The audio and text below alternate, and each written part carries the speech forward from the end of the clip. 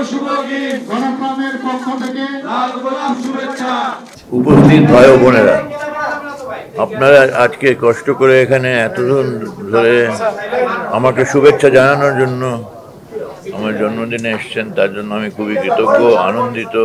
আমি খুব উৎসাহিত হচ্ছে আপনাদেরকে দেখে যে এতক্ষণ ধরে আপনারা একদম ধৈর্য ধরে, সংখ্যা বেড়েছে, কমে নাই, একজনও আপনারা সিট থেকে নড়েন নাই।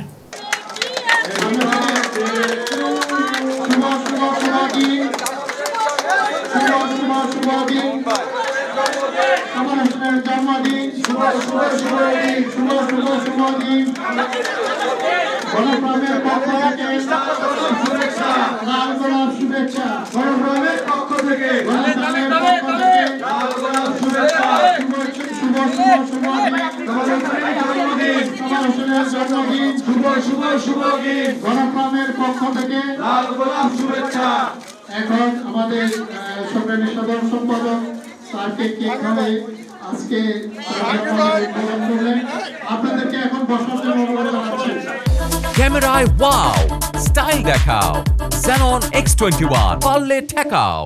উপস্থিত ভাই ও বোনেরা, আপনারা আজকে কষ্ট করে এখানে এতদিন ধরে আমাকে শুভেচ্ছা জানানোর জন্য আমার জন্মদিনে এসেছেন, তার জন্য আমি খুবই কৃতজ্ঞ, আনন্দিত, উৎসাহিত।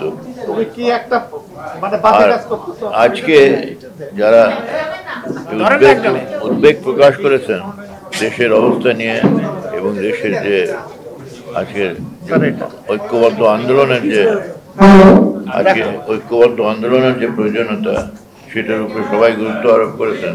তো আমি খুব উৎসাহিত হচ্ছে আপনাদেরকে দেখে যে এতক্ষণ ধরে আপনারা একদম ধৈর্য ধরে, সংখ্যা বেড়েছে, কমে নাই,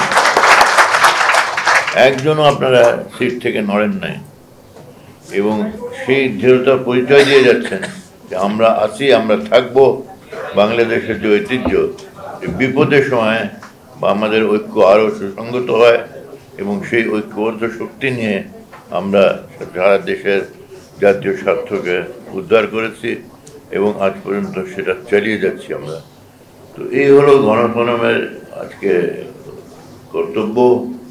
আপনাদেরকে সকলকে নিয়ে আমরা সারা দেশে মানুষকে আরও তাদের সুসংগত করে দেশে যেন সুশাসন কায়েম করতে পারি,